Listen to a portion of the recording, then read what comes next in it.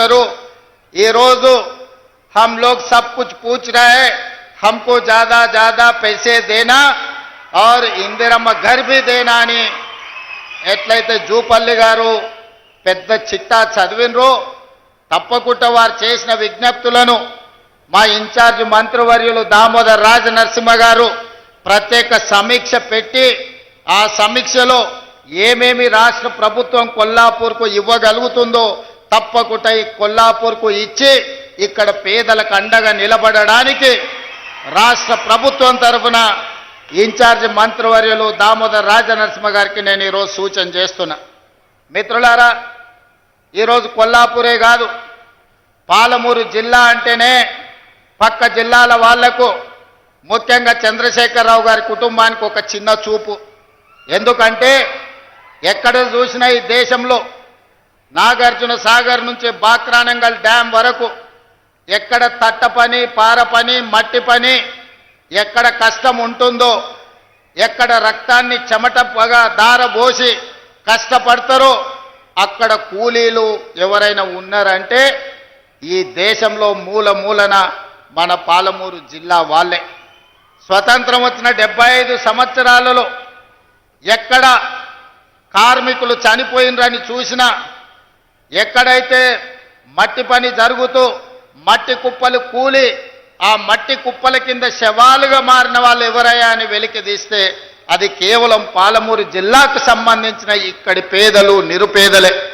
అందుకే ఆనాడు 2009 పార్లమెంట్ ఎన్నికల సందర్భంగా చంద్రశేఖరరావు గారు కరీంనగర్ జిల్లా ప్రజలు ఆయన నీతిని జాతిని గుర్తించి అక్కడి ప్రజలు ఓడించడానికి సిద్ధమైతే 2009లో దేశమంతా వలసపోయి మనం బ్రతుకుతుంటే మన దగ్గరికి చంద్రశేఖరరావు గారు వలస వచ్చిండు.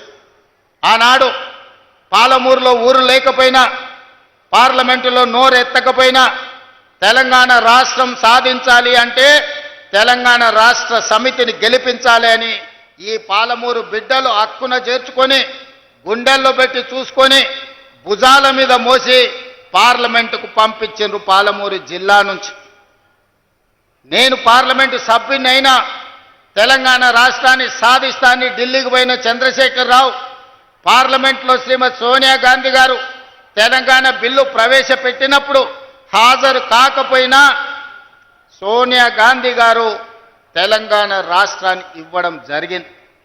మరి నేను ఈరోజు చంద్రశేఖరరావు గారిని వారికి అనుకూలంగా మాట్లాడుతున్న జిల్లా నాయకత్వాన్ని కొల్లాపూరు ప్రాంతమని చెప్పుకునే వనపర్తి నుంచి ప్రాతినిధ్యం వహించిన మాజీ మంత్రిని నేను అడుగుతున్నా. 2014 జూన్ 2 నాడు తెలంగాణ రాష్ట్రం ఏర్పడిన తర్వాత 2009 రోజు గుండెల్లో పెట్టి చూసుకున్న పాలమూరు గడ్డకు చంద్రశేఖరరావు గారు ఇచ్చిందేంది, మీరు తీసుకొచ్చింది ఏంది అని నేను అడుగుతున్నా. ఇవాళ ఇదే కొల్లాపూర్ ప్రాంతంలో ఇంతకుముందు పెద్దలు జూపల్లి గారు చెప్పిండ్రు, కింద నుంచి చప్పట్లు కొడుతున్నారు, నేను వింటున్నా. జీవో నెంబర్ 98 ఆనాడు శ్రీశైలం నిర్మాణంలో నిర్వాసితులుగా మారి ఈరోజు పాలమూరు, రంగారెడ్డి, నల్గొండ, ఖమ్మం జిల్లా వరకు సాగునీరు అందించడమే కాదు జంట నగరాలకు తాగునీరును అందించి ఈరోజు సగం తెలంగాణ సమాజాన్ని హైదరాబాదులో ఉన్న 1 కోటి జనాభాను ఈరోజు ఈ కృష్ణా నది మీద కట్టిన శ్రీశైలం నాగార్జున సాగరే ఆదుకుంటున్నాయి. మరి ఆనాడు ముంపుకు గురైన ఈ 98 జీవో ఈ పేదలకు సంపూర్ణంగా సహకారాన్ని అందిస్తాని 2009-10లో కృష్ణానది మీద వరదలు వచ్చినప్పుడు నడిగడ్డ ప్రాంతంలో అలంపూరు గద్వాలలో ఇండ్లు కోల్పోయిన వాళ్లకు బంజారాహిల్స్లో నా ఇల్లు మీ ఇండ్లు కట్టిస్తా అని చంద్రశేఖరరావు గారు మాట ఇచ్చారు. మేము ఆయనను బంజారాహిల్స్లో ఇల్లు అమ్మమనలేదు, ఎర్రవల్లిలో ఫామ్ హౌస్ ఇవ్వమనలేదు. ఆయన కొడుకు జన్వాడలో 1000 కోట్ల రూపాయల విలువైన ఫామ్ హౌస్ను మా పాలమూరు బిడ్డలకు ఇవ్వమని అడగలే.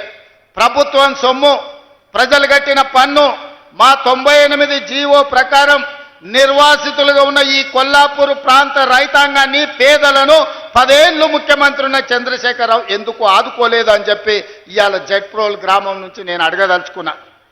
నిజంగానే ఈ పాలమూరు జిల్లాకు మేలు చేసి ఉంటే, ఈ కొల్లాపూర్ ప్రాంతాన్ని అభివృద్ధి చేసి ఉంటే ఇవాళ నేను ఇక్కడికి వచ్చినప్పుడు 98 జీవో నిర్వాసితులు అన్నా దశాబ్దాలు దాటుతున్నాయి మా కుటుంబాలు, పిల్లలు పెద్దోళ్ళైనరు, పెద్దోళ్ళు ముసలోళ్ళైనరు, ఈరోజు సమాధులకు పోయి శవాలుగా మారినరు. మా సమస్య మాత్రం శాశ్వతంగా జటిలంగా అట్లనే ఉన్నది. మా సమస్యకు పరిష్కారం చూపించమని ఈరోజు అడిగే పరిస్థితి ఎందుకు వచ్చిందని నేను అడుగుతున్నా. ఇవాళ నేను అడుగుతున్నా, మా వాల్మీకి బోయలను ఆనాడు రాజోలు బండ్ ఆర్టీఎస్ పాదయాత్ర సందర్భంగా వాల్మీకి సోదరులను ఎస్టీ జాబితాలో చేర్పిస్తా అని చెప్పింది చంద్రశేఖరరావు కాదా? మరి ఇవాళ మా వాల్మీకి సోదరులు మళ్ళీ ఈరోజు గట్టు తిమ్మప్ప నాయకత్వంలో అందరూ వచ్చి వాల్మీకులను ఎస్టీ బోయలుగా మార్చండి అని ఇవాళ రిప్రజెంటేషన్ ఇచ్చే పరిస్థితి వచ్చింది. వీళ్ళే కాదు, మాదాసి కురవలు ఈరోజు అడుగుతున్నారు మాకు ఎస్సీ సర్టిఫికెట్ కావాలి అని. మరి ఇవన్నీ కూడా అలంపూర్, గద్వాల్, కొల్లాపూర్, అచ్చంపేట అడవుల మధ్యనే ఈ నల్లమల ప్రాంతంలోనే ఈ జాతి ఎక్కువ ఉన్నది. ఈ జాతికి ఎందుకు న్యాయం చేయలేదు చంద్రశేఖరరావు? ఈ ప్రాంతం నుంచి ప్రాతినిధ్యం వహించిన వాళ్ళని నేను అడుగుతున్నా. ఒకవేళ నిజంగానే ఈ పాలమూరు జిల్లాకు మీరు ఏదైనా చేసి ఉంటే, ఉన్న సమస్యల్ని పరిష్కరించి ఉంటే, ఇవాళ వీళ్ళందరూ వచ్చి మళ్ళీ ఈ సమస్యలను ఎకరువు పెట్టాల్సిన అవసరం ఉంటుండేనా? ఒకసారి ఆలోచన చెయ్యండి. ఆనాడు నిన్ను ఎంపీగా గెలిపించింది మేం కాదా? నిన్ను పార్లమెంటుకు పంపించింది మేం కాదా? ఆనాడు కరీంనగర్ జిల్లా నుంచి వలసపోయి పారిపోయి పాలమూరుకు వస్తే నీకు అండగా మేం నిలబడితే, నీకు అన్నం మేం పెడితే 10 ఏళ్ళు ముఖ్యమంత్రిగా మా పాలమూరుకు సున్నం పెట్టింది నువ్వు కాదా చంద్రశేఖరరావు గారు? ఈరోజు ప్రజాపాలన వస్తే ప్రజాపాలనలో ఆయనకు దుఃఖం వస్తుందంట. ప్రజాపాలనను చూసి నేను అడగదలుచుకున్న, ఎందుకు వస్తుంది చంద్రశేఖరరావు గారి నీకు దుఃఖం? తట్ట పని, పార పని, మట్టి పని వలసలు పోయి కూలీలుగా ఉండాల్సిన పాలమూరు రైతు బిడ్డ, నల్లమల బిడ్డ రేవంత్ రెడ్డి తెలంగాణ రాష్ట్రానికి ముఖ్యమంత్రి అయినా నీకు దుఃఖం వచ్చిందా? లేకపోతే మా దళితులేమో చెప్పులు కుట్టుకోవాలి, మా యాదవులేమో గొర్రెల్ని పెంచుకోవాలి, మా ముదిరాజు సోదరులు గంగపుత్రులు చేపలు పట్టుకోవాలి, మా గౌడన్నలు ఈదులు గీసుకోవాలని నువ్వు పథకాలు తెస్తే, మేము ఈనాడు మా దళితులు, మా యాదవులు, మా గౌళ్ళు, మా ముదిరాజులు, మా వాల్మీకులు, మా మాదాసి కురువ బోయల పిల్లలు చదువుకోవాలి. చదువుకోవడానికి young India integrated residential school Jagprolu గ్రామానికి 200 కోట్ల రూపాయలతోటి 25 ఎకరాలలో కట్టి చెప్పులు గుట్టుడు, చేపలు పట్టుడు, ఈదులు గీసుడు, గొర్రెలను పెంచుడు మా తాతలు ముత్తాతలు వాళ్ళ తాతలు కూడా ఆ వృత్తిలో వచ్చారు. ఇవాళ మా పాలమూరు జిల్లా మేలుకొన్నది. మా పిల్లలను డాక్టర్లను చేయాలి, ఇంజనీర్లను చేయాలి, ఈరోజు ఐఏఎస్లను చేయాలి, ఐపీఎస్లను చేయాలి, రాజ్యాలను ఏలాలి. మా పాలమూరు బిడ్డ తెలంగాణకు ఒక 20 ఏళ్ళు ముఖ్యమంత్రిగా ఉండాలి అని మా జిల్లా కంకణం కట్టుకున్నందుకు ఇవాళ నీకు కడుపు నొప్పయి దుఃఖం వచ్చిందా చంద్రశేఖరరావు గారని నేను అడుగుతుండా. మేము చేపలు పట్టుకోవాలి, మేము చెప్పులు కుట్టుకోవాలి, నువ్వు నీ బిడ్డలు నీ మనమన్లేవో రాజ్యాలు ఏలాలనా? అంటే మా పాలమూరు వాళ్ళకి మంత్రి పదవి వద్దా? ఇవాళ ఈ పాలమూరు జిల్లాలో 14-12 గెలిచినాం, కానీ 14 గెలిచినుంటే ఇంకొక మంత్రి పదవి అదనంగా వచ్చేది. 3 మంత్రులు కాదు, ముఖ్యమంత్రితో పాటు 2 మంత్రులు కాదు, ఇవాళ మిగతా 2 కూడా గెలిచినుంటే ఇవాళ పాలమూరు జిల్లాలో ఇంకొక మంత్రి ఉంటుండే. పాలమూరు జిల్లా నుంచే తెలంగాణ రాష్ట్రాన్ని పాలించి దేశానికి ఆదర్శంగా నిలబడే పరిపాలనని ఇవాళ అందించుండే వాళ్ళం. ఎందుకయ్యా నీకు దిక్కం? 40 ఏళ్ళ నుంచి మా దళితులు, ముఖ్యంగా మా మాదిగ బిడ్డలు వర్గీకరణ కావాలి, మాకు న్యాయం జరగాలి, జీవితకాలం పశువులను కోసుకోవాలి, పశు మాంసమే తినాలనా? ఆ చర్మాన్ని తీసి చెప్పులు కుట్టి బతకాలనా? మా పిల్లలు ఎందుకు చదువుకోవద్దు, మా పిల్లలు ఎందుకు రాజ్యాలు ఏలొద్దు అని సంపత్ కుమార్, దామోదర్ రాజనరసింహ లాంటి వాళ్ళు, చదువుకున్న వాళ్ళు చైతన్యంతో ముందుకొచ్చి డాక్టర్ మల్లు రవి గారు లాంటి వాళ్ళు ఉదారత్వంగా పెద్ద మనసు చేసుకొని ముందుకొచ్చి మాదిగ ఉపకులాల వర్గీకరణ చేసినందుకు నీకు కడుపు నొప్పి లేసి దుఃఖం వచ్చిందా? ఎందుకంటే ఇవాళ ఇప్పుడే దామోదర్ రాజనరసింహ గారు చెప్తున్నారు, ఈసారి పిల్లలకు ఎడ్యుకేషన్లో, మెడికల్లో, నర్సింగ్లో చాలా సీట్లు వచ్చినాయి. పిల్లలు చాలా సంతోషంగా ఉన్నారు. వాళ్ళ తల్లిదండ్రుల కళ్ళల్లో నేను ఆనందం చూసినాను. అంటే మాదిగ ఉపకులాల వర్గీకరణ చేసినందుకు మాదిగోళ్ళ పిల్లలు ఇవాళ డాక్టర్లుగా ఇంజనీర్లుగా సీట్లు వస్తుంటే నీ కొడుకుతో పాటు నీ మనవడితో పాటు మాదిగోళ్ళ పిల్లలు చదువుకుంటారు కాబట్టి నీకు దుఃఖం వచ్చి నీ కళ్ళల్లో నీళ్ళు వచ్చినాయి. ఆ చంద్రశేఖరరావు గారు, నీ కళ్ళల్లో నిప్పులు ఎందుకు పోసుకుంటున్నావు? ఆ దళితుల పిల్లలు ఇంకెంతకాలం చెప్పులు కుట్టుకొని బతకాలి? ఇందుకే నీకు దుఃఖం వచ్చిందా అని నేను అడుగుతున్నా. మిత్రులారా, ఇవాళ ఆలోచన చేయండి. నిజంగానే 10 సంవత్సరాలు చంద్రశేఖరరావు గారు ముఖ్యమంత్రిగా ఉన్నప్పుడు 20 లక్షల కోట్ల రూపాయలు ఆయన చేతికి వచ్చినాయి. ప్రజలు కట్టిన పన్నులు కావచ్చు, 8 లక్షల కోట్ల రూపాయలు బ్యాంకుల్లో ఆయన చేసిన అప్పులు కావచ్చు. ఆనాడు అన్నాడు, ఉమ్మడి రాష్ట్రంలో తెలంగాణ ఉద్యమంలో, ఉమ్మడి రాష్ట్రంలో సమైక్య పాలనలో సీమాంధ్రులు మన సాగునీటి ప్రాజెక్టులు కట్టలేదు, నిర్లక్ష్యం చేసిండ్రు. అందుకే పాలమూరు జిల్లా ఎడారిగా మారింది. ఎడారిగా మారిన పాలమూరు జిల్లా నుంచి లక్షలాది భార్యాభర్తలు జంటలుగా వలసలు పోయినరని. నిజమే, ఆనాడు ఉమ్మడి రాష్ట్రంలో అన్యాయం జరిగింది. ఈ పక్కన కల్వకుర్తి మొదలుపెట్టి అక్కడ పెట్టి పోతిరెడ్డిపాడు ద్వారా వాళ్ళు తరలించకపోయినరు నీళ్లు. ఈ పక్కన జూరాల కావచ్చు, నెట్టంపాడు కావచ్చు, భీమా కావచ్చు, కల్వకుర్తి కావచ్చు, పాలమూరు రంగారెడ్డి కావచ్చు, ఇలాంటి ఎన్నో ప్రాజెక్టులు కట్టకుండా ఎస్ఎల్బిసి టన్నెల్ కావచ్చు, ఉమ్మడి రాష్ట్రంలో అన్యాయం జరిగింది. మా పొలాలకు నీళ్లు రాలే. మా ఎండిపోతున్న పొలాలను చూసి మా కళ్ళల్లో నీళ్లు దారగట్టినాయి. అందుకే కదా నాడు నీ కండగా నిలబడి ఈ పాలమూరు జిల్లా మొత్తం జై తెలంగాణ అని నీ పార్టీని గెలిపిస్తే 10 సంవత్సరాలు ముఖ్యమంత్రిగా ఉన్న చంద్రశేఖరరావు గారు, నేను నిన్ను సూటిగా అడుగుతున్న, నా గడ్డ మీద నుంచి నా పాలమూరు రంగారెడ్డి ఎత్తిపోతల 10 ఏళ్లలో ఎందుకు పూర్తి చేయలే? నా కల్వకుర్తి ఏమైంది? నా నెట్టంపాడు ఏమైంది? నా భీమా ఏమైంది? నా కోయిల్ సాగర్ ఏమైంది? నా జూరాల ఏమైంది? ఇవాళ నా జిల్లాలో ఉన్న ప్రాజెక్టులను ఉమ్మడి రాష్ట్రంలో జరిగిన అన్యాయం కంటే నువ్వు ముఖ్యమంత్రిగా ఉండి మేము ఎంపిక చేసి పార్లమెంట్ గెలిపిస్తే మాకు ద్రోహం చేసింది, మా గుండెల మీద తన్నింది నువ్వు కాదా అని నేను ఈ గడ్డ మీద నుంచి అడుగుతున్నా. 10 సంవత్సరాలు 20 లక్షల కోట్లు ఖర్చు పెట్టిన చంద్రశేఖరరావు ఒక 20-25 వేల కోట్లు ఖర్చు పెట్టినుంటే 20 లక్షల ఎకరాలు పాలమూరు జిల్లాలో మా భూములకు నీళ్లు వస్తుండే కదా. కాళేశ్వరం మీద 1,00,000 కోట్లు ఒకే ఒక్క ప్రాజెక్టుకు. మా అక్కలు వినాలి, మీ పిల్లలకు చెప్పాలి. కాళేశ్వరం ప్రాజెక్టు కడతా అని కేవలం ఒక్క ప్రాజెక్టు కోసం 1,00,000 కోట్ల రూపాయలు ఖర్చు పెట్టిండు. కట్టుడు 2019, కూలుడు 2023.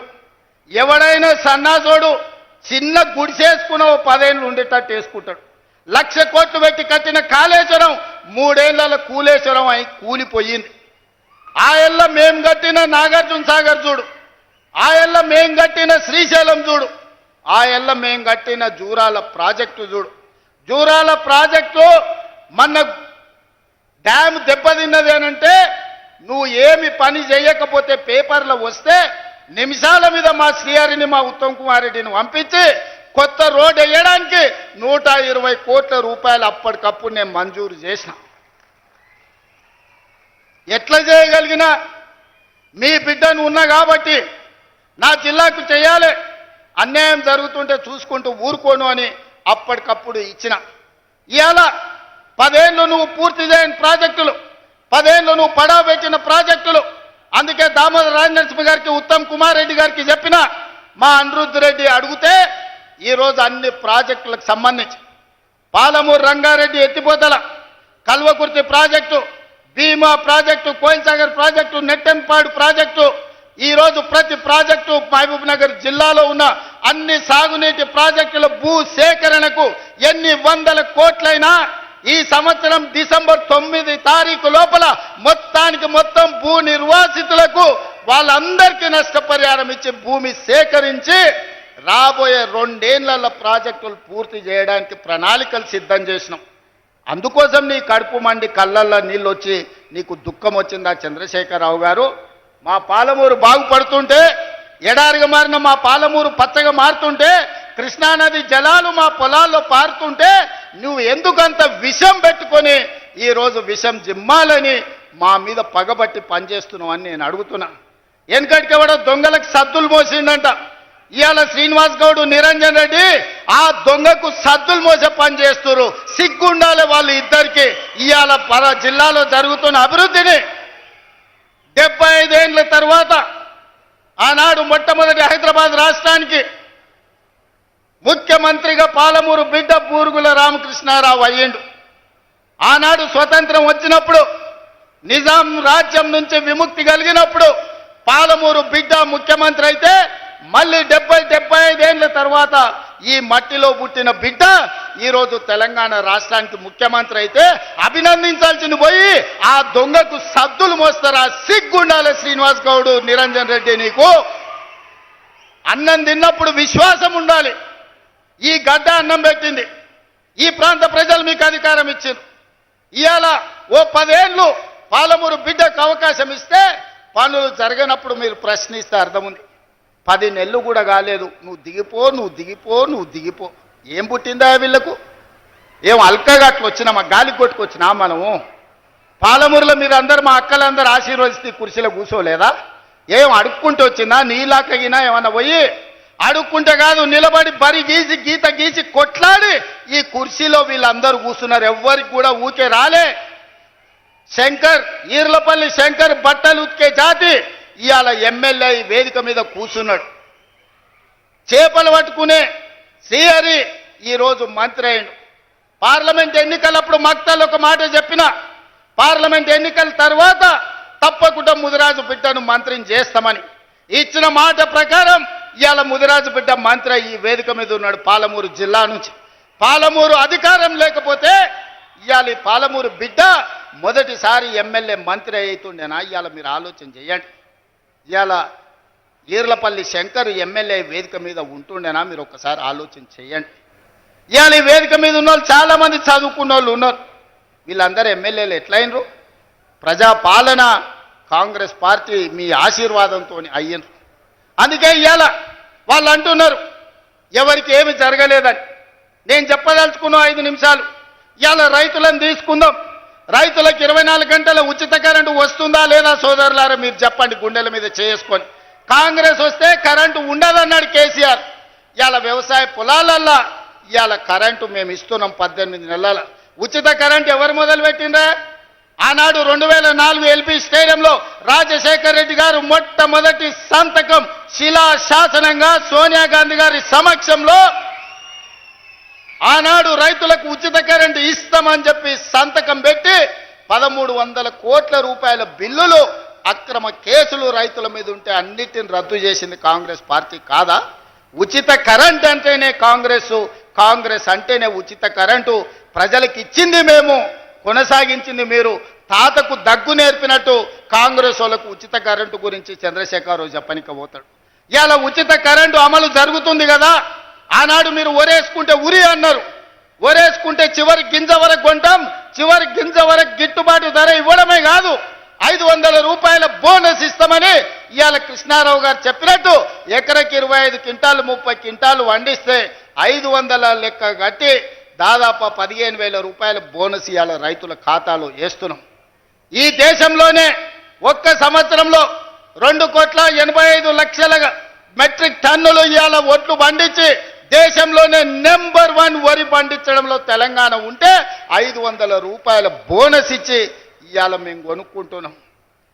ఇవాళ రైతు బీమా, రైతు రుణమాఫీ 2 లక్షల రూపాయల రుణమాఫీ చేస్తామని చెప్పి ఎన్నికల తర్వాత 25,55,968 కుటుంబాలకు 21,000 కోట్ల రూపాయల 2 లక్షల రూపాయల రుణమాఫీ మొదటి సంవత్సరంలోనే చేసి చూపించిన ఘనత కాంగ్రెస్ పార్టీది.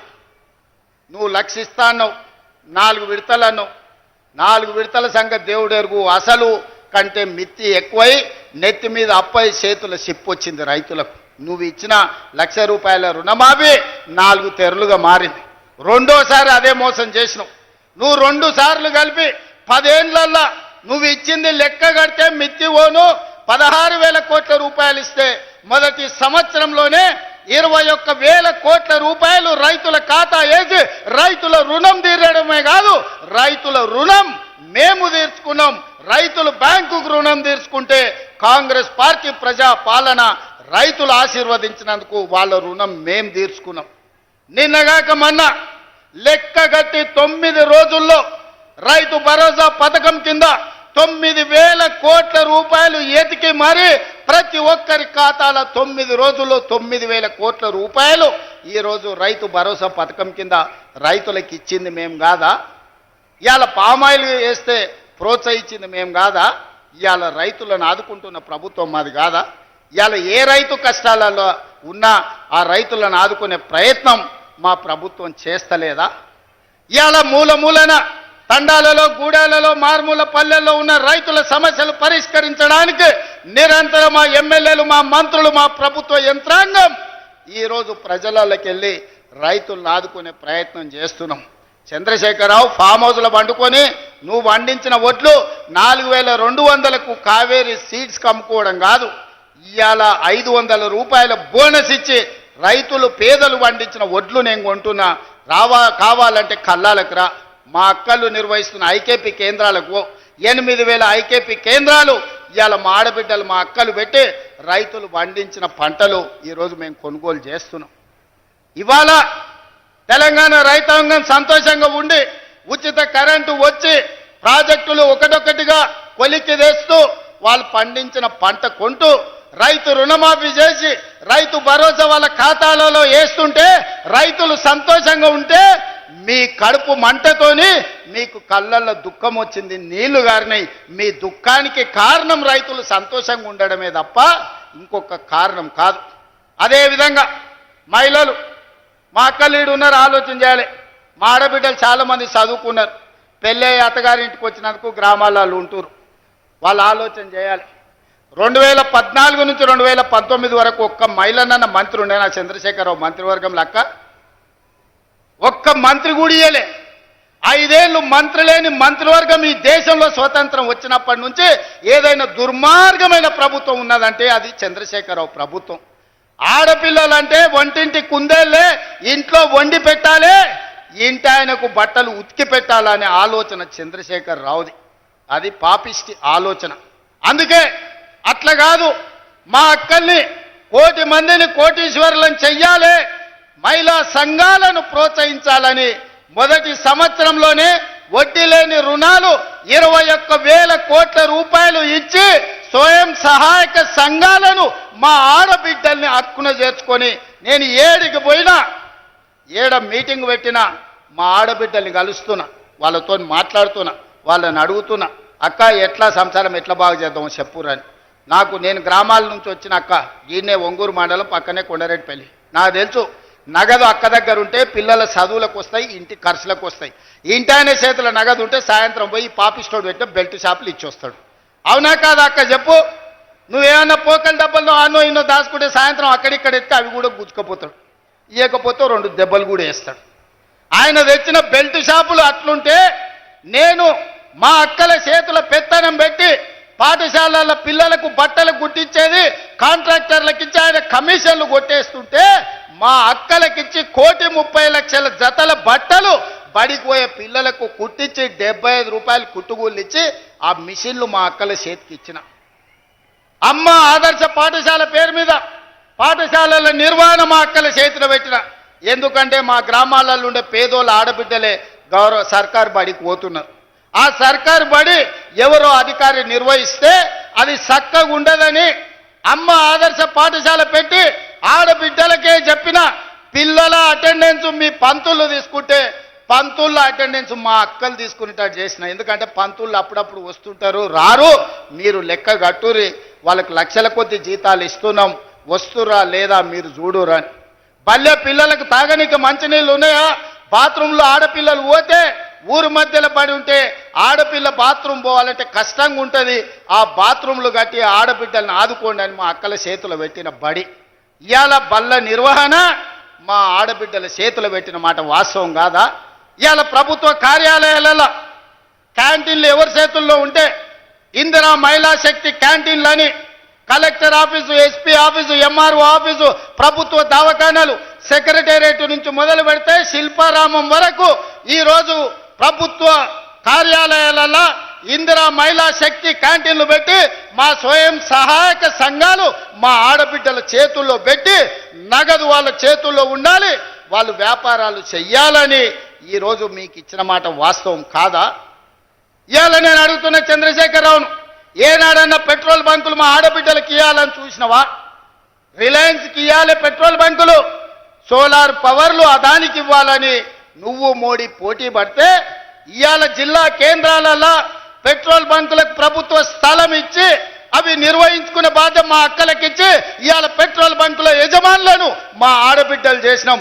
రిలయన్స్ తోని పోటీ, అంబానీతోని పోటీ పడే విధంగా మా ఆడబిడ్డల్ని ఇవాళ తీర్చిదిద్దినం. ఇదే కాదు, ఈరోజు సోలార్ విద్యుత్తు ఇంటికి ఉచిత విద్యుత్తు తీసుకోవడం కాదు, ఇవాళ సోలార్ విద్యుత్తు అంబానీతో అదానితో పోటీ పడే విధంగా 1000 మెగావాట్లు సోలార్ విద్యుత్ ఉత్పత్తి చేసే కాంట్రాక్టు ఒప్పందాలు మా ఆడబిడ్డలకు ఇచ్చి ఈరోజు ప్రభుత్వంతో ఒప్పందాలు చేసి కోట్ల రూపాయల వ్యాపారం సోలార్ విద్యుత్ ఉత్పత్తి ఈరోజు 1000 మెగావాట్లు మా ఆడబిడ్డలకి ఇవాళ ఇచ్చిన. మా అక్కలకి ఎప్పుడైనా నువ్వు ఇట్లా చేయాలని ఆలోచన చేసినవా చంద్రశేఖరరావు? నీకు ఆలోచన వచ్చిందా? పెట్రోల్ బంకులు ఇచ్చినాం, సోలార్ విద్యుత్ ప్లాంట్లు ఇచ్చినాం, ఆర్టీసీలో ఆడబిడ్డలకు ఉచిత ప్రయాణానికి సౌకర్యం కల్పించినాం. మా అక్కలు కురుమూర్తి జాతర పోవాలంటే, లేకపోతే వనపర్తి నాగవరం జాతరకు పోవాలని, రాజనగరం జాతరకు పోవాలంటే ఇంటి ఆయన నగదు ఇవ్వాలి. ఆయన లేవుపో మళ్ళీ చూద్దామంటే మళ్ళీ ఎన్నడో వచ్చినాడు. అమ్మగారింటికి దసరాకో దీపాలకు పోయొస్తా అంటే ఇప్పుడు కిరాయి పైసలు ఏడున్నాయి పో అనేటోడు. అమ్మవారిని దర్శించుకోవాలన్నా, అమ్మగారి ఇంటికి పోవాలన్నా మా అక్కలు అడుక్కునే పరిస్థితి. ఇవాళ ఆర్టీసీ బస్సు నేను మీ తమ్ముడు ముఖ్యమంత్రి అయినాక మా అక్కలను అందరు నడుతున్న, ఇక్కడ ఉన్నోళ్ళని అక్కడ ఉన్నోళ్ళని, ₹1 ఎవరన్నా అడిగినరా అక్క బస్సులో మిమ్మల్ని? ఎవడన్నా మిమ్మల్ని రూపాయి అడుగుతా మీ తమ్ముడు ఫోటో చూపించురు, ఇగో మా తమ్ముడు ఈడు ఉన్నాడు, పోయి మా రేవంత్ దగ్గర తీసుకోపోండి రమ్మా, మా కిరాయి పైసలు మా తమ్ముడు ఇస్తాడని. ఇవాళ ఏడికి పోయినా మీకు ఉచితంగా బస్సులో పోయే ప్రయాణం మీ తమ్ముడు తెచ్చిండు కదా అక్క, తెచ్చిండా లేదా? స్వతంత్రం వచ్చినప్పటి నుంచి ఎప్పుడైనా ఆడబిడ్డలు ఆర్టీసీలో ఉచితంగా ప్రయాణం చేసిండ్రా? ఇవాళ మా అక్కలకు ఉచిత ప్రయాణానికి 6500 కోట్లు ఖర్చు పెట్టిన ఈ 18 నెలల. ఇవాళ బస్సులో ఉచిత ప్రయాణమే కాదు, ఆనాడు ఆర్టీసీకి ప్రైవేటు పెద్ద కంపెనీలు బస్సులు కొని కిరాయికి పెట్టి కోట్ల రూపాయలు వాళ్ళు సంపాదించుకుంటారు. అరే నీ అమ్మ, ఇట్లా ఎవడో సంపాదించుకునేది ఎందుకని ఇవాళ 1000 బస్సులు మా సంఘాలకు కొనిచ్చి ఆర్టీసీ కిరాయికి పెట్టినాం. మా అక్కలందరూ ఇవాళ 1000 బస్సులకు యజమానులైనరు. ఉచితంగా బస్సు ప్రయాణం కాదు, 1000 బస్సులకు యజమానులై ఈ బస్సులు మావి అని మా ఆడబిడ్డలు ధైర్యంగా గుండె మీద చేసుకొని చెప్పేటట్టు ఇవాళ తీర్చిదిద్దిన మా అక్కల కోసం నేను కష్టపడుతున్నా. ఎందుకంటే ఇంట్లో అక్క కష్టం నాకు తెలుసు. అదేవిధంగా చంద్రశేఖరరావు ఆయన కొడుకు సెల్ఫీలు దిగుతారు, సెల్ఫీ డబ్బాలు కొడతారు. ఏడా కాంగ్రెస్ కట్టిన శిల్పారామం దగ్గర ఐటీ కంపెనీలు తెచ్చినా భూములు ఇచ్చినా అంటాడు. నువ్వు ఐటీ కంపెనీలు తెచ్చి భూములు ఇచ్చినవో లేదో కానీ మా ఇందిరా మహిళా శక్తికి 100 కోట్ల రూపాయల భూమి హైటెక్ సిటీ పక్కన శిల్పారామాన్ని ఆనుకొని ఎకరాల కొద్ది భూమి ఇచ్చి 150 షాపులు తెరిపించి గ్రామాలల్లా, తండాలల్లా, గూడాలల్లా మా ఆడబిడ్డలు తయారు చేసిన వస్తువులు, తిను బండారాలు ఇవాళ శిల్పారామం పక్కన ఈరోజు ప్రదర్శన పెట్టి ప్రపంచంతోనే మా ఆడబిడ్డలు పోటీ పడుతున్నారు. మా అక్కలు మా చెల్లెళ్ళు తయారు చేసిన ఉత్పత్తి వస్తువులను భారత్ సమ్మిట్ ద్వారా 108 దేశాల నుంచి దిగ్గజాలను పిలిపిస్తే అక్కడికి వచ్చి మా అక్కలు చేసిన పనులను అన్ని చూసారు. ఇదే కాదు, మొన్న జరిగిన ప్రపంచ సుందరి పోటీలు జరిగినాయి. ప్రపంచంలోనే సుందర పోటీలు హైదరాబాద్లో జరిగితే 118 దేశాల నుంచి వచ్చిన వాళ్ళు అక్కడ స్టాల్స్, ఇందిరా మహిళా శక్తి స్టాల్స్ మా అక్కలు నిర్వహిస్తుంటే అక్కడికి వచ్చి 3 గంటలు ఉండి మా అక్కలు వ్యాపారం ఎట్లా చేస్తుర్రు, మా అక్కలు వస్తువులు ఎట్లా ఉత్పత్తి చేస్తుర్రు ప్రపంచ దేశాల నుంచి వచ్చి చూసి మా అక్కల నుంచి నేర్చుకొని పోయినరు. ఎన్నడన్నా చంద్రశేఖరరావు నువ్వు ఆలోచన చేసినవా? నీ బిడ్డకు బంజారాహిల్స్లో బంగ్లా కట్టాలనుకున్నావు, నీ కొడుకు జన్వాడలో ఫామ్ హౌస్ కట్టియాలనుకున్నావు, కానీ మా ఆడబిడ్డలకు హైటెక్ సిటీ పక్కన వ్యాపారం చేసుకోవడానికి నువ్వు ఏదైనా ఒక గుంట భూమి అయినా, ఒక గజం భూమి అయినా ఇవ్వాలనుకున్నావా? 3.5 ఎకరాలు నేను వందల కోట్ల రూపాయల భూమి మా అక్కలకిచ్చి 150 షాపులు కట్టి వాళ్ళు ఉత్పత్తి చేసే వస్తువులను అక్కడ ప్రపంచ దేశాలకు ఎగుమతి చేసే విధంగా ఇవాళ మా అక్కలను తీర్చిదిద్దే ప్రయత్నం చేస్తున్నా. అందుకే నేను చెప్పిన నా జీవిత లక్ష్యం 2035 నాటికి దేశంలో మన తెలంగాణ $1 ట్రిలియన్ ఎకానమీ చెయ్యాలంటే మా 1 కోటి మంది ఆడబిడ్డలు కోటీశ్వరులు కావాలని ఒక లక్ష్యంగా పనిచేస్తున్నా. ఇవాళ 67 లక్షల మందిని కాదు, 1 కోటి మంది ఆడబిడ్డల్ని సంఘాలలో చేరండి, 1 కోటి మంది ఆడబిడ్డల్ని 10 ఏళ్ల కోటీశ్వరులను చేసి మీరు కోటీశ్వరులమని గర్వంగా చెప్పుకోవడానికి ఇవాళ ప్రణాళికలు వేసి ప్రజాపాలనలో ఇందిరమ్మ రాజ్యంలో ఇవాళ మా అక్కలను కోటీశ్వరులను చేయాలని నేను చూస్తున్నా. ఎన్నడన్నా ఈ ఆడబిడ్డల చేతుల 10 రూపాయలు ఉండాలని నువ్వు ఆలోచన చేసినావా చంద్రశేఖరరావు? ఎప్పుడన్నా నువ్వు మానవత్వంతో ఒక్క ఆలోచన చేసినవా? ఇవాళ మేము ఆలోచన చేసినాం, మా ఆడబిడ్డల్ని గుర్తించినాం, వాళ్ళకి గౌరవం ఇచ్చినాం, వాళ్ళకి బస్సు ఇచ్చినాం, విద్యుత్ ఇచ్చినాం, పెట్రోల్ బంక్ ఇచ్చినాం, హైటెక్ సిటీ పక్కన భూములు ఇచ్చినాం, వ్యాపారాలు ఇచ్చినాం, బట్టలు కుట్టేది ఇచ్చినాం, బడి మీద పెత్తనం ఇచ్చినాం. 18 నెలల్లో ఈ దేశంలో ఎవరైనా ఆడబిడ్డల కోసం ఇన్ని మంచి పనులు ఎవరైనా చేసిన వాళ్ళు ఉంటే ఎవరో ఏ రాష్ట్రమో పోటీ పెట్టండి. తెలంగాణ రాష్ట్రం నుంచి మా సీతక్కను, మా కొండా సురేఖను, మా సోదరిమణులను పంపిస్తా, వాళ్ళతో చర్చ చేయండి. ఇవాళ అక్కలను అందరినీ కూడా ఈరోజు చైతన్యవంతులను చేసి వాళ్ళ పిల్లల్ని చదివించుకునేటట్టు చేసి ఇవాళ మనం ఒక దిశగా వెళ్తుంటే చంద్రశేఖరరావు కుటుంబానికి దుఃఖం వచ్చింది, ఆరోగ్యం పాడైంది, దవాఖానలో పోయి షరీక్ అవుతారు. నేనేం చేస్తానే? నీ కడుపు నుండే విషం పెట్టుకుంటే నేనేం చేస్తా? డాక్టర్లు కోసి తీసి విషం తీసి బయట వేస్తారు, అంతేనా? కడుపులో విషం ఉంటే డాక్టర్ ఏం చేస్తాడు? దవాఖానకు పోతే కోసి విషం తీసి బయట వేస్తాడు. కడుపులో కంతి అయితే ఏం చేస్తారు అక్క? దవాఖానకు పోతే మనకు తెలుసు కదా, ఊర్లలో కడుపులో గడ్డ అయింది అనుకో, ఆ గడ్డ కోసి తీసి బయట వేస్తారు. మీ కడుపులో విషం నింపుకుంటే ఏం చేస్తారు? దవాఖానకు పోతే కోసి బయట వేస్తారు. ఇవాళ కడుపు నిండా విషం పెట్టుకొని మా ఆడబిడ్డల అభ్యున్నతి మీద ఇవాళ దుఃఖం గురించి మాట్లాడుతారు. ఇక నిరుద్యోగ యువకులు ఆనాడు అగ్గికి ఆవుతైన వాళ్ళు కొందరు, ఉరి కొయ్యలకు వేలాడి ఉరేసుకున్న వాళ్ళు ఇంకొందరు, రైలుకు ఎదురేగి ప్రాణ త్యాగాలు చేసిన వాళ్ళు ఇంకొందరు. తెలంగాణ ఉద్యమంలో ఉస్మానియా కాకతీయ యూనివర్సిటీల విద్యార్థులు వీరులై ఆకాశానికి ఎగిరినరు, తారలై ఆకాశంలో మెరిసినరు తెలంగాణ రాష్ట్రం కోసం. వాళ్ళు కొట్లాడిందే కొలువుల కోసం. 2 లక్షల కొలువులు ఖాళీలు ఉంటే ఆ కొలువులు నింపలే. నీ బిడ్డ ఎంపీ కొడిపోతే ఎంబడే ఎమ్మెల్సీ ఇచ్చినావు. నీ చుట్టం వినోద్రావును బండకేసి కొట్టే ఎంబడే ప్రభుత్వంలో ఇంకొక క్యాబినెట్ ర్యాంకు పదవి ఇచ్చినావు. నీ కొడుకుకు మంత్రి ఇచ్చినావు, నీ అల్లునికి మంత్రి ఇచ్చినావు, నీ సడ్డకుని కొడుకుకి రాజ్యసభ ఇచ్చినావు, నీ ఇంటి నిండా కొలువులు ఇచ్చుకున్నావు. కానీ మా చదువుకున్న పేదోళ్ళ పిల్లలకు ఎక్కడైనా కొలువులు ఇచ్చినవా? ప్రజాపాలన ఇందిరమ్మ రాజ్యంలో మొదటి సంవత్సరంలోనే 60,000 ప్రభుత్వ ఉద్యోగాలు నేనిచ్చిన. ఎల్బీ స్టేడియంలో లెక్క తప్పంటారని, తప్పుడు కూతలు కూస్తారని కుటుంబాలతో సహా ఉద్యోగాలు వచ్చిన పిల్లల్నే కాదు వాళ్ళ తల్లిదండ్రులను కూడా పిలిపించి ఎల్బీ స్టేడియంలో మేము ఎక్కడ ప్రమాణ స్వీకారం చేసినామో గక్కనే 60,000 మంది ప్రభుత్వ ఉద్యోగాలు కొలువులు ఇచ్చి 60,000 ఉద్యోగాలు ఇచ్చిన లెక్క కట్టుకో. ఒక్క తలకాయ తక్కువ ఉంటే నువ్వు వచ్చి నన్నాడు కానీ సవాలు విసిరిన ఆ సన్నాసి దాని గురించి మాట్లాడు.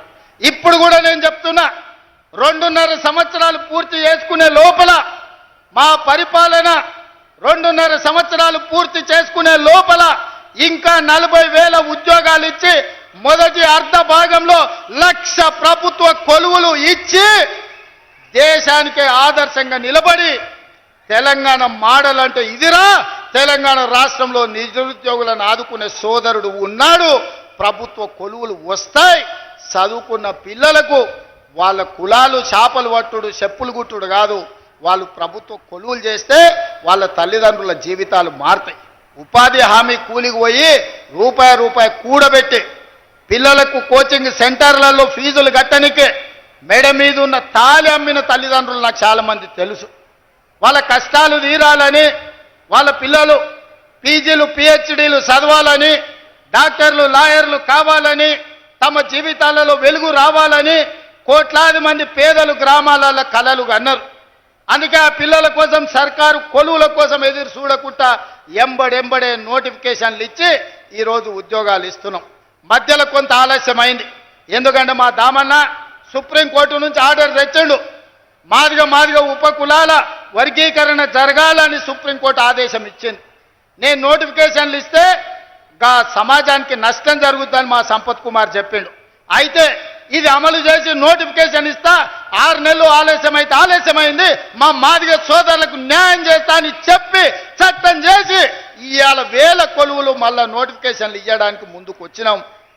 2.5 సంవత్సరాలు తీరే లోపల 1,00,000 కొలువులు ఇచ్చే బాధ్యత మా ప్రజాపాలనది, మా వేదిక మీద ఉన్న ఎమ్మెల్యేలది, మంత్రులదని నేను ఇవాళ చెప్పదలుచుకున్నా. ఇవాళ అదే కాదు, ఇవాళ ఈ జట్రోలు గ్రామానికి వచ్చినా అంటే యంగ్ ఇండియా ఇంటిగ్రేటెడ్ స్కూల్ అక్క స్కూల్లో బడికి సున్నమేనికే 2 లక్షలు ఇచ్చినోడు లేడు.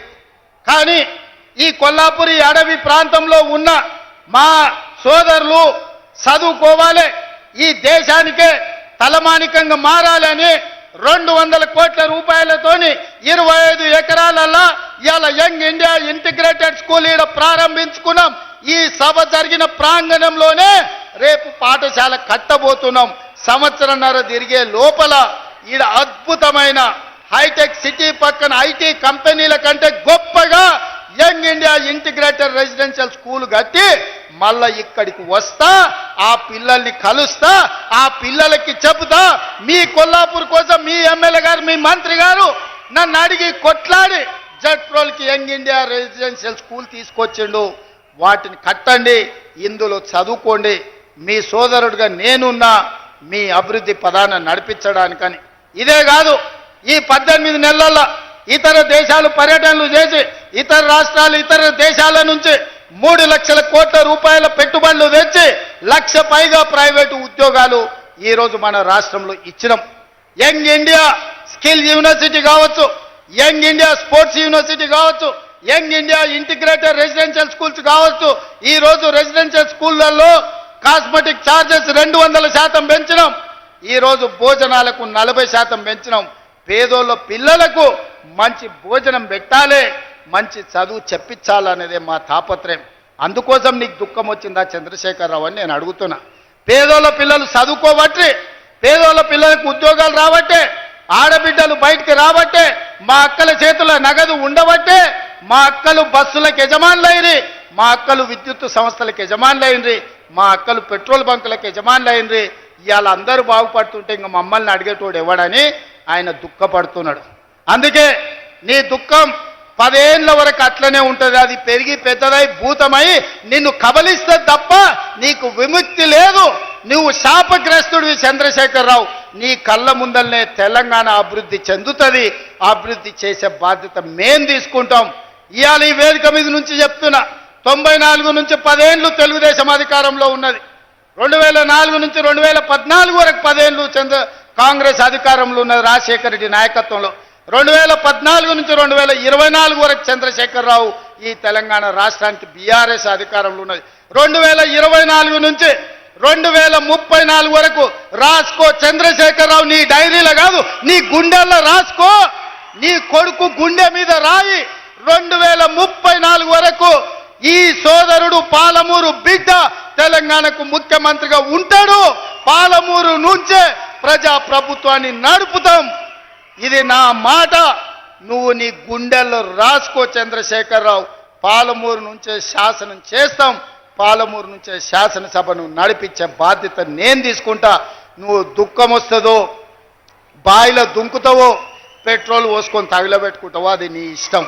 కాకపోతే నా కోరిక ఒక్కటే, నువ్వు అసెంబ్లీకి రావాలి, అపోజిషన్లో కూర్చోవాలి. మేము చేసే మంచి పనులు చెప్తుంటే నువ్వు కుమిలి కుమిలి ఏడవాలి. అందుకే నేను అసెంబ్లీకి పిలుస్తున్నా. నువ్వు చేసిన ద్రోహం ఏందో, నువ్వు చేసిన అన్యాయం ఏందో, నువ్వు పాలమూరుకు మొత్తం ఎడారిగా మార్చిందేందో, నువ్వు కట్టకుట్ట వదిలిన పాలమూరు, రంగారెడ్డి, కల్వకుర్తి, భీమా, నెట్టంపాడు, కోయిల్ సాగర్ ఈ ప్రాజెక్టులన్నింటినీ పూర్తి చేసే బాధ్యత నేను తీసుకుంటా. తుమ్మిడి ఎట్టి దగ్గర నుంచి నీళ్లు తీసుకొస్తా. రంగారెడ్డి జిల్లా వికారాబాద్, చేవెళ్ళ, తాండూరు, పరిగికి నీళ్ళు ఇచ్చే బాధ్యత నేను తీసుకుంటా. ఆంధ్రప్రదేశ్ ముఖ్యమంత్రి గారు కూడా విజ్ఞప్తి చేస్తున్నా. మీరు విఘ్నులు, మీరున్నప్పుడే మొదలుపెట్టారు కల్వకుర్తి. మీరు ముఖ్యమంత్రిగా ఉన్నప్పుడే ఈ జిల్లాల భీమా, నెట్టంపాడు, కోయిల్సాగర్ ప్రాజెక్టులు వచ్చినాయి. మీరు ప్రధాన ప్రతిపక్ష నాయకుడిగా ఉన్నప్పుడే పాలమూరు రంగారెడ్డి ఎత్తిపోతల పనులు ప్రారంభమైనాయి.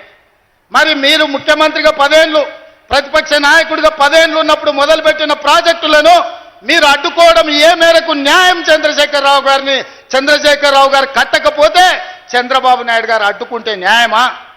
అందుకే చంద్రబాబు నాయుడు గారికి విజ్ఞప్తి చేస్తున్నా, మా పాలమూరు రంగారెడ్డి ఎత్తిపోతలకు అడ్డం పడొద్దు, మా డిండి ప్రాజెక్టును అడ్డుకోవద్దు, మా కల్వకుర్తి, మా భీమా, మా నెట్టంపాడు, మా కోయిల్ సాగర్ మీరు అడ్డుకోవద్దు. ఒకనాడు పాలమూరు జిల్లాను మీరు దత్తత తీసుకున్నా అని చెప్పారు. మీరు బాధ్యతగా ఉండండి, మమ్మల్ని బ్రతకనియండి, మా ప్రాజెక్టులు పూర్తి చేసుకోనివ్వండి. ఆనాడు ఉమ్మడి రాష్ట్రంలో శ్రీశైలం వెనకాల నుండి 4 టీఎంసీల నీళ్లు తీసుకెళ్లేది ఉంటే ఇవాళ 9.5 టీఎంసీలు నీళ్లు తీసుకెళ్లడానికి మీరు ప్రాజెక్టులు పెట్టుకున్నారు. అందుకే చంద్రబాబు నాయుడు గారికి విజ్ఞప్తి చేస్తున్నా, రాయలసీమ లిఫ్ట్ ఇరిగేషన్ 3 టీఎంసీలు రోజుకు తరలించే ప్రాజెక్టును మీరు రద్దు చేసి మీ ఉదారత్వం ప్రదర్శించండి. మీరు 2 రాష్ట్రాలను సమానంగా తెలుగు వాళ్ళను అభివృద్ధి చేయాలన్న ఆలోచనతో ఉన్నది నిజమైతే రాయలసీమ లిఫ్ట్ ఇరిగేషన్ ప్రాజెక్టును రద్దు చేయండి. పాలమూరు రంగారెడ్డి ఎత్తిపోతల, డిండి project, Kalwakurthy project, Bhima project, Nettempadu project, Koil Sagar ప్రాజెక్టులను పూర్తి చేయడానికి మీరు ఉదారంగా ముందుకొచ్చి మాకు సహకరించండి. మా పాలమూరు బిడ్డలు కృతజ్ఞత ఉన్నవాళ్ళు మీ మేలు మేము ఎప్పుడు మర్చిపోం. మీరు సహకరించకపోతే మేము చేసే విజ్ఞప్తులు చేస్తాం. మా విజ్ఞప్తులను మీరు వినకపోతే పోరాటం ఎట్లా చేయాలనో పాలమూరుకు తెలుసు. పాలమూరుకి పౌరుషం ఉంది, పోరాటం చేసి సాధించుకునే శక్తి ఉంది. దానికి నాయకత్వం వహించే బాధ్యత నేను తీసుకుంటా సోదరులారా. ఏది ఏమైనా అక్కడి సూర్యుడు ఇక్కడ మొలిచిన, చంద్రశేఖరరావు గారు ఏడ్చినా దుఃఖపడ్డా, ఒకవేళ ఆయన పిల్లలు పెట్రోల్ పోసుకొని ఆత్మహత్య చేసుకున్నా పాలమూరుని అభివృద్ధి చేసే బాధ్యత నాది, ప్రాజెక్టులు పూర్తి చేసే బాధ్యత నాది. ఈ దేశానికి పాలమూరు వలసల జిల్లా కాదు, పాలమూరు జిల్లా అంటే పరిపాలన అందిస్తుంది, దేశానికి ఆదర్శంగా ఉంటుంది అని చెప్పి ఈ గడ్డ మీద నుంచి పరిపాలన అందించే బాధ్యత మేము తీసుకుంటామని తెలియజేస్తూ మీ అందరికీ ఇంత ఓపికగా ఉండి నన్ను ఆశీర్వదించినందుకు ముఖ్యంగా మా అక్కలకు మనస్ఫూర్తిగా ధన్యవాదాలు తెలియజేస్తూ సెలవు తీసుకుంటున్న మిత్రులారా, ధన్యవాదాలు అక్క.